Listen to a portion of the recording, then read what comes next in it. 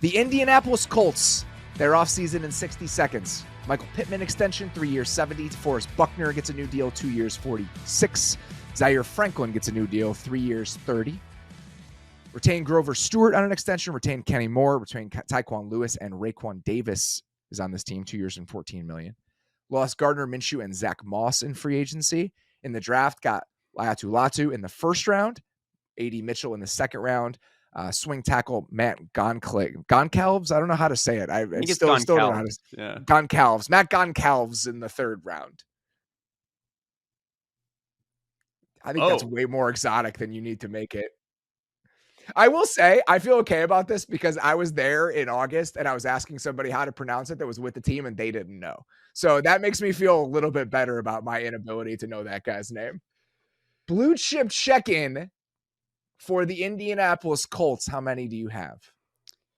In terms of where the guys are at, it's like the inverse of the Texans, where I've got 2 for the Colts and they both play on the interior. It's Quentin Nelson and DeForest Buckner. This has been the story for like 8 years with the Indianapolis Colts, is they have all these incredible players at what we would typically call non-premium positions, even though defensive tackle absolutely is a premium position now. One line down from that, I do think they have a couple of red chip guys. Like Ryan Kelly is still a very good center when he's healthy. Kenny Moore is a nice player in the nickel. Braden Smith is a very good tackle. Michael Pittman is a very solid player. Bernard Raymond is like an ascending guy in the left tackle spot. Like they may not have star power, but I think this team has a lot of good football players, and I think that justifies a lot of the optimism that people have about this team. I really like Bernard Raymond. Kind of in the when Jake Matthews was playing at his best, where he's it's a great comparison. One of the better, like a really good pass protector, maybe not the great strongest athlete guy. Yes, just a really good athlete. Kind of, he knows where to be. He knows how to move. Just maybe isn't going to move people all the time, which is fine if you're always in the right spot and can get to the right spot. Yeah, I mean, they've done a very good job. Oh, Beller was right.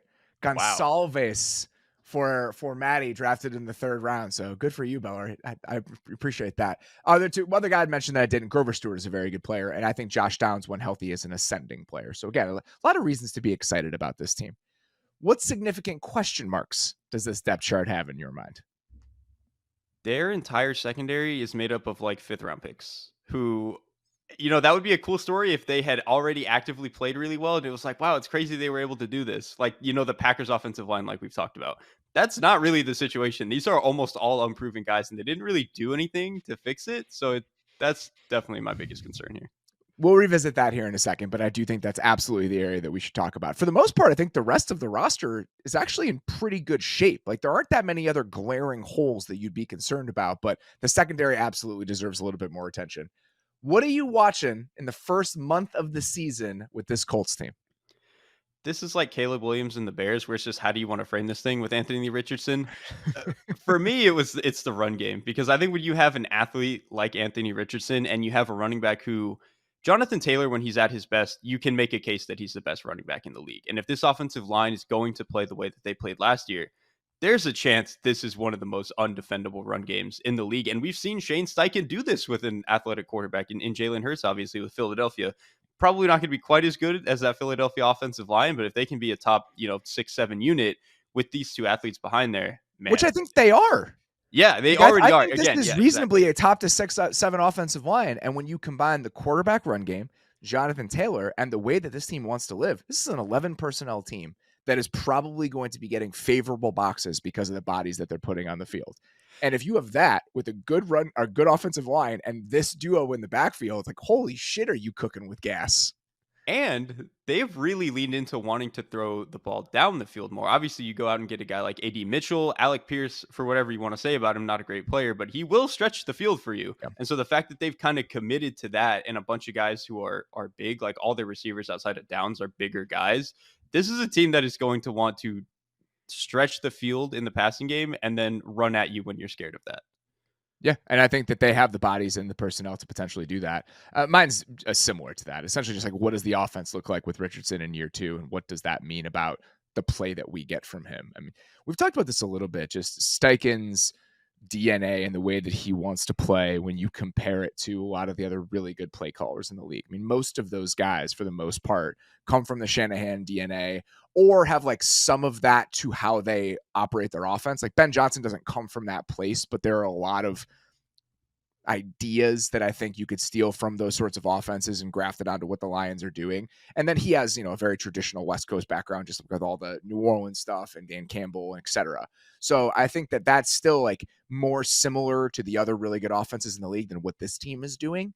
And so watching them just like RPO the shit out of people, and I think that we're going to see some really funky quarterback run game ideas from this team, as a lot of other teams go away from it. Because if you look at the numbers on it, quarterback runs in the NFL, especially last year, the efficiency on them was way down. And I think it's just exposure over time. Defenses have gotten a lot better about understanding how to take away explosive plays when you just have normal structures to your quarterback run game. But if you're having plays where you have somebody arcing out onto the perimeter and their design keeps where you're just getting an extra body in the run game, which I do think they're going to do a lot of, the idea of him in that role in a spread out offense is horrifying. Like, it's absolutely horrifying. We already saw some of it last year where like some of his Yes. best plays were some of the stuff where he was getting to the perimeter in the red zone. And it's like, dude, if you can get out there that fast in the spot of the field where finding space and earning space is the hardest, it's terrifying. It's also fun because with Steichen specifically, talking to him this summer, last year, they were just kind of holding on. When you're in year one of a system, you have so many different things that you have to do. You have to put a staff together. You have to figure out how you want to practice. Like, there are so many logistical, organizational things that you spend your time doing in that first off season. There really isn't a ton of time to have like ideation process about like, oh, where should we seek things out? They had time this offseason, now that the foundation had been established, of like, what weird places can we look for cool ideas that fit our quarterback, who is built unlike almost any other player in the league. And I think that people are going to have a good time when they see what some of that stuff looks like. And I'm there with Steichen in terms of trusting him to actually deliver on that. There's some play callers, they try to go out and do some funky stuff and it doesn't really result in anything. I'm there with Steichen. With Steichen, I mean, you look back to what happened in Philly, and this is the last thing I'll say about this, but I think it just is one of the reasons that you should have that justifiable optimism. They were sitting there, him and Sirianni, that first offseason. I think they had been at OTAs and they went back, and went away for the summer and then kind of came back. And Shane went and watched like a bunch of college teams and a bunch of like college RPO teams, because he's like, if we are going to be the best version of the offense we want to be, we have to incorporate some of this stuff. And so I think his ability to kind of go out into unconventional places to find ideas that fit his players and fold them in comfortably and efficiently into an NFL offense has been proven. So I think that them doing that even more and kind of cranking that up a little bit, I'm really excited to see what that will potentially look like in practice. And that's what I mean, because there are some times where you get NFL coaches bringing in college stuff, and they kind of just do it It just to looks do it. clunky. Yeah, and they just do it just to do it because they think that that's the offense du jour and that's the thing to do. Whereas with Steichen, it almost like I was talking about with McDaniel the other day, it just feels like there is a clear intent and purpose behind it. What is keeping you up at night with this Indianapolis Colts team? The secondary, man. Julian Blackmon, when he's playing well, is a Pro Bowl level player. Everybody else is TBD. Everybody. Yeah, Kenny Moore is a good player, yeah. obviously. Okay, Kenny Moore is good. Yeah, the But two even him outside corners and one of the three safeties. So 60% of your secondary. even with Moore, I mean, he's been around a long time. Like, there's a chance that like the wall could kind of be coming. And so I don't know, man. I'm not gonna like predict it. He's been a great player for a very long time. But the outside cornerback spot specifically, when you're relying on Juju Brents, who is a cool idea athletically and in terms of build, but functionally wasn't, a superstar rookie or anything last year. Jalen Jones was a 7th-round pick who they're rolling out there again. Dallas Flowers had to play a little bit for them last year, and I think it looked a little bit shaky. So when those are your starters and your depth pieces, and again, you didn't really do anything to change any of this, you're kind of just making the bet that these guys are going to be better. I got to see you prove it. One of the lines that I was sold when I was there, and it was hard to argue with this in the moment, even if I was trying to, was, well, people said the same thing about the offensive line last year. And I was like, all right, it's a decent point, right? Like, everyone was freaking out about Will Fries and the way that he had played the previous year. And like, I can't believe you're rolling with this again. And then Will Fries actually looked like an above average NFL guard last year for one of the best offensive lines in the league. Doing that with 2 or 3 guys in the secondary feels a little bit shakier, but that was the case for optimism that they were trying to peddle when I was there about 2 weeks ago. Well, and also, teams like the Ravens or the Packers or the Niners, I'll give you some benefit of the doubt, right? You've proven this over time. You're the Colts, man. I mean, I haven't seen you prove this that many times. Like again, you did it with the offensive line last year, but how many times can you do it again? I kind of want to see it first. And the offensive line, that scheme lifts offensive linemen. They do a ton of RPOs, a ton of play action. The talent itself is good, and those are good players. And I think Will Fries will justifiably get a decent chunk of change this offseason in free agency. But I don't know how much this scheme necessarily lifts the corners. I think it asks them to do a lot, honestly, with the amount of cover three that they're asked to play and just the one-on-ones on the outside. So I'm totally with you. I think that's probably the biggest area of concern. I will say that for most teams, if you're in a spot where you think it's going to be close between some of your young in-house pieces and a stopgap veteran that you could bring in, why not just let your in-house pieces play in order for them to grow and for you to eventually save some money in the long term? That's tough, though. That's a tough sell when you're trying to make the playoffs. When you're a team that's rebuilding, and even a team that was where they were last year, where it's like, whatever. If we win 5 games, it doesn't really matter.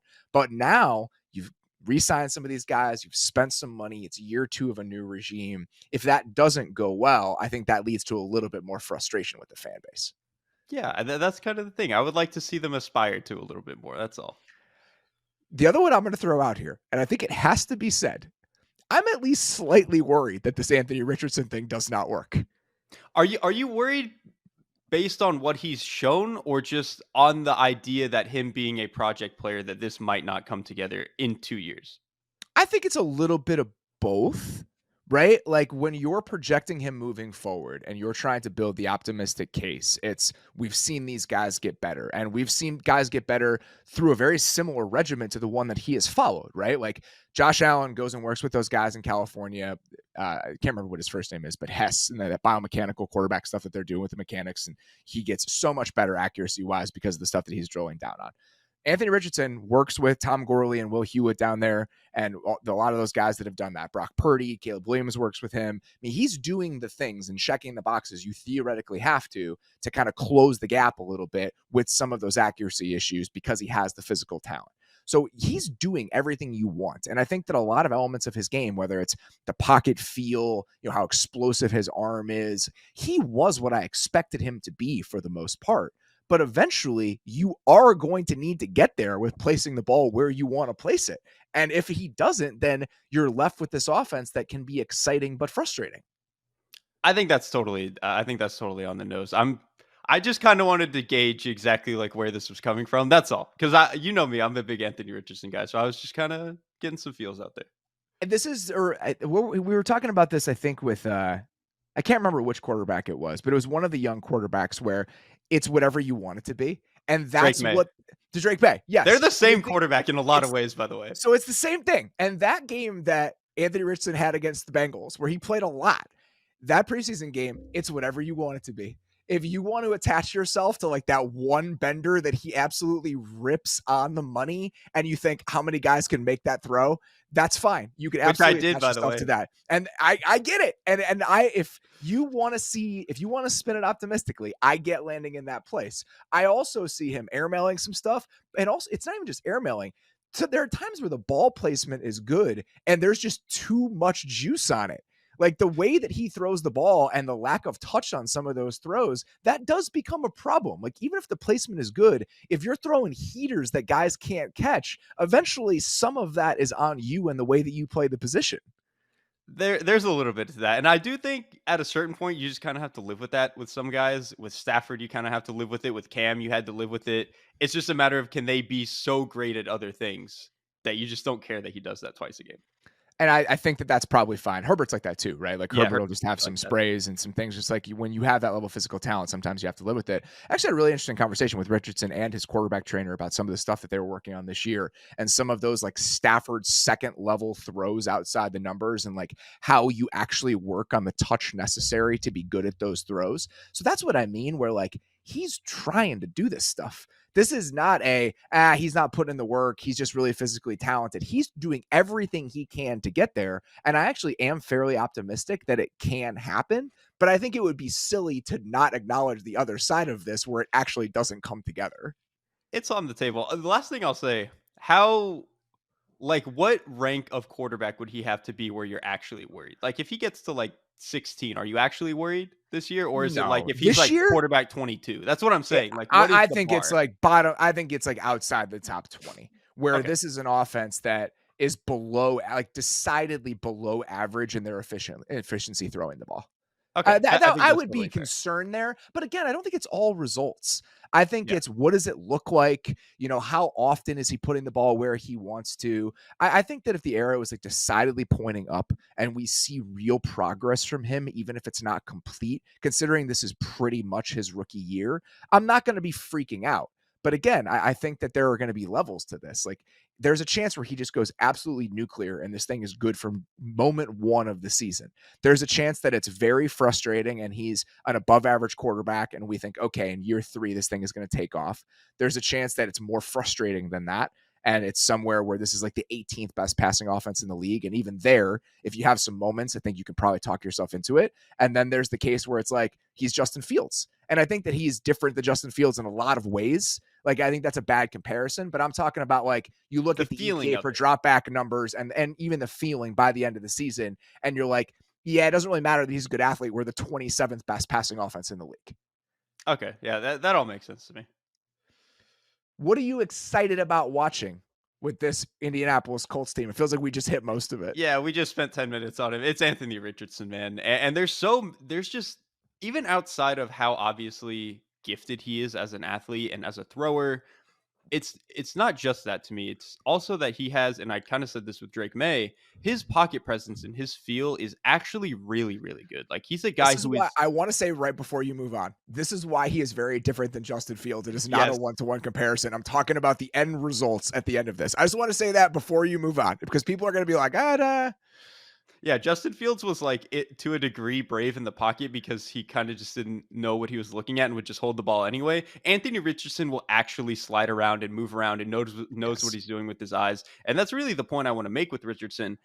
He's going to be inconsistent, and I think people immediately pin that to be him not understanding how to play the position. And I even saw people, based on his preseason game with the Bengals being like, "Oh, he was missing some reads and stuff." No, he wasn't. He made the right decision almost all the time. It's just that sometimes he just doesn't connect, and that's going to be the real frustration. But I just think people need to understand that him missing a throw doesn't mean he doesn't get what's going on out there. It's just he can't make the throw sometimes. And so I think because he's so tough in the pocket, so willing to move, and he has that good baseline of processing, I think with the talent, man, it could just be so cool. That's why I'm so optimistic. And like that's why I was on board from the beginning, because you just watch the bones of how he plays and like the pocket feel and the pocket movement. If you have that, you can probably get there with a lot of other stuff. I think if you were going to talk yourself into him as a top 5 pick, that was how you did it. It was the fact that you saw the pocket movement, you saw the pocket awareness. Even if he was raw as a thrower, and even if he'd only played 13 games, a lot of the intangible aspects that define success at the position are not areas where he is overly raw. And I think that's why it's so easy to get excited about him, because we've seen guys correct those other things over time and with the right amount of work. It just becomes a question of whether or not he can. That's exactly it. You can teach a guy how to get his drop back footwork a little better. You can teach a guy how to be a little bit more, sound in the way that he is maintaining his throwing base. Teaching a guy how to know, to understand how a pocket is moving around him, you kind of just have that or you don't. Or it takes you have to be in the Kirk Cousins realm where you stick around for 10 years and then you finally figure it out. But that's a hard way to live. Like there's not many guys that actually fit into that. So, yeah, the fact that Richardson's already there, that's why he's so exciting. I'm excited about the young draft picks, man. Like I for multiple different reasons. Okay, Latu was the most refined pass rusher in this draft, I think, unquestionably. You watch the bag of moves that he had even in college, and the hand usage and things are pretty crazy. And then I was at camp, and I stood next to him, and I was like, "This dude is huge, like huge. He's a legit 265." Like when you stand next to him, like how his lower half and just how big he is, it was really striking to me. And talking to people there, he's playing with a lot of power. And if that's the case, you combine that with the nuance and the skill that he's bringing to the position, he has a really, really high upside. Like, to me, it was more about how much power could he play with, how often could he play through guys and just maintain like that path and momentum toward the quarterback and the health stuff. If he's going to be healthy and he can play with some level of power combined with everything else he does, I think he has a chance to be really, really good. That combination is kind of what makes a lot of the best guys, right? Like if you're going to break it down into having speed and bend or having a ton of moves or having power, if you can get 2 out of the 3 where you can play off the other with the other, that's when you start to be a pretty scary pass rusher. And a lot of the other guys on this roster don't really have that. They're a little bit more of, they kind of have their one trick and they have like 4 or 5 guys that are useful, but don't necessarily have more that they can dig into. If Latu can get there, oof.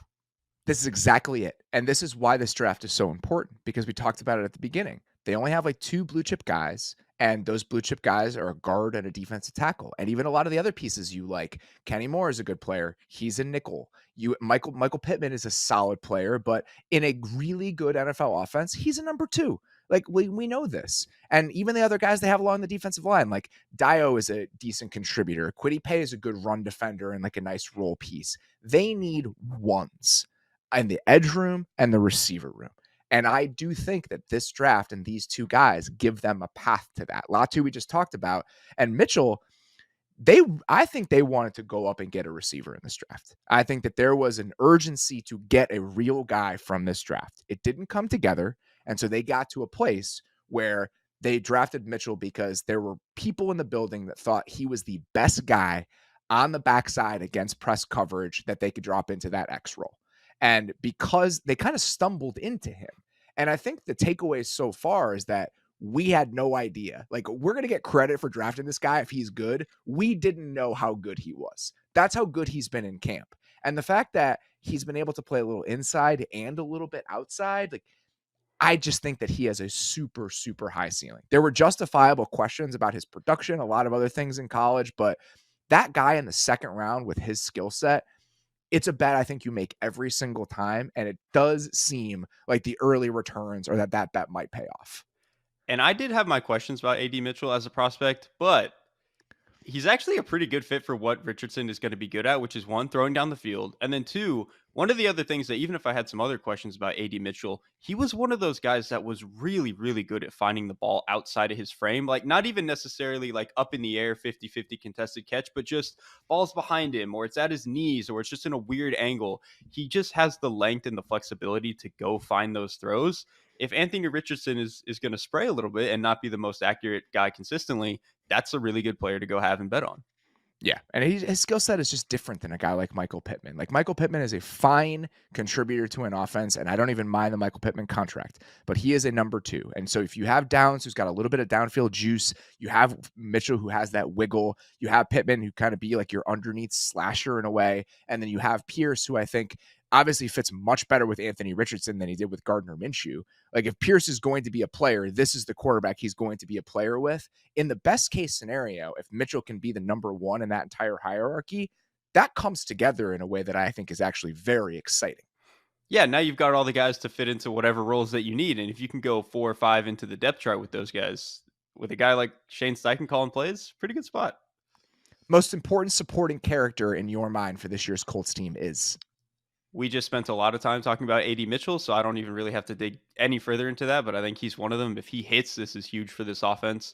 And then any of the young corners, really. If one of those guys can step up and make good on the bet that they thought that they were making, that would go a really, really long way.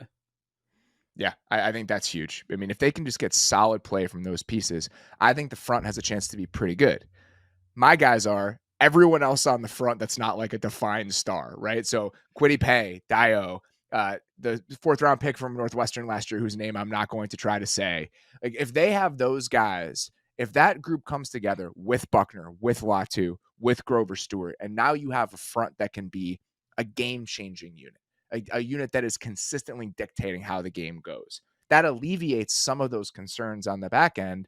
And I think that it just allows your defense to be a slightly different unit and feel a slightly different way. But you're going to need those young pieces to kind of take a step forward collectively if you're going to get there, especially with Ebukam out for the year. If Ebukam was still playing and you had that 3rd rusher involved in this, I would feel a little bit better about it. But because he's not, you need Paye and Deo to take that step forward.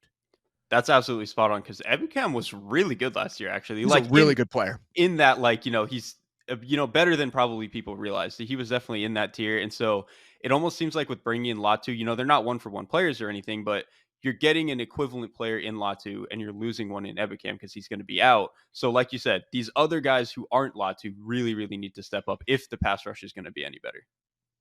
What counts as a successful season in your mind for these Indianapolis Colts? AR's just got to look like the guy. And again, he doesn't even necessarily, we don't have to go nuclear this year, right? We don't have to do the Lamar Jackson unanimous MVP, none of that. He just has to look like, all right, we made the right bet and this guy's going to be really good for a long time. And then make the wild card. Like if this defense can get into Gus Bradley is always going to at least have these guys competent. And if some of the star players, especially up front, can play at a high level, they should be solid. And then the offense, if they take the step that we think they will, they're going to be probably a 9-10 win team again. They were a 9-win team last year, and the quarterback play was worse. So that to me is the goal. I think that's about right. I mean, AR has to look like that guy. And I would say that the AR Steichen pairing has to be like one of the pairings. Like that is a quarterback play caller duo that we are very excited about and is up there in like the second tier of those guys, like after the Mahomeses and, the truly elite players in the league. But if you can get in the mix with everybody else, like if we're thinking about this group the same way we're thinking about like Stroud and Bobby Slowick last year, that to me is a huge win. And I think if that's the case, they'll be in the mix for a wild card.